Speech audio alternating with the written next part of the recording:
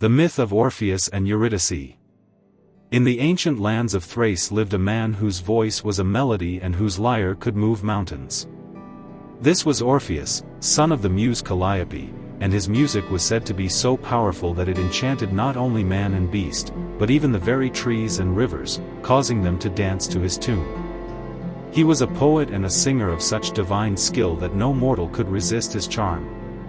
But for all his fame and talent, Orpheus found his greatest joy not in music, but in the love of a beautiful wood nymph named Eurydice. Their love was as pure and harmonious as his song. They were inseparable, wandering through sun-drenched forests and along sparkling streams, their happiness a song in itself. Their wedding day was to be the culmination of this perfect bliss.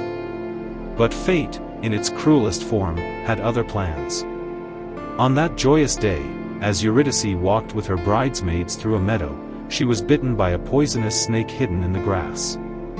Within moments, her life faded, and her spirit descended to the dark and silent realm of the underworld. The world went mute for Orpheus. The birds ceased their singing, the rivers stood still, and the trees bowed their heads in sorrow. His music, once a source of divine harmony, now only wept. Consumed by a grief so profound it would not let him rest, Orpheus made a decision no mortal had ever dared. He would not accept her loss. He would journey to the underworld and bring her back. He descended into the silent abyss, the kingdom of the dead, a place from which no one ever returns. The path was long and perilous, past the river Styx, where the grim ferryman Charon refused to carry the living. But when Orpheus lifted his lyre and played a song of such heartbreaking sorrow, Charon's ancient heart was moved. Tears streamed down his face, and he ferried Orpheus across the dark waters without a word. Deeper still, Orpheus went, past the three-headed monstrous dog, Cerberus, who guarded the gates of the underworld.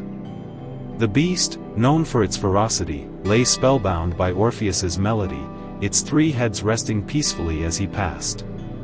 He walked past the pale, silent shades of the dead, who paused to listen, their silent suffering momentarily forgotten. Finally, he stood before the throne of Hades, king of the underworld, and his stern queen, Persephone. The palace of Hades was a place of shadows and eternal cold. Orpheus played his lyre, and the sound echoed through the silent halls. He sang of his immense love for Eurydice, of their brief happiness, and of his unbearable grief. He sang so beautifully that, for the first time, tears were seen to fall down the face of Persephone. Even the cold and unyielding heart of Hades was softened. He told Orpheus that no mortal had ever dared to ask for a soul to be returned, but that his music had earned a moment of mercy.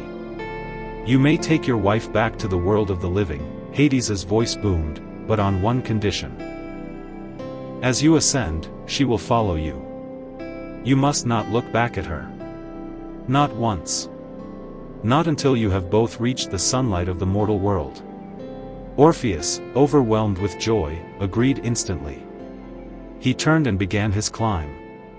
Eurydice's shade, a faint shadow of her former self, followed him. The path was long and treacherous, and the silence was absolute, broken only by the sound of Orpheus's footsteps.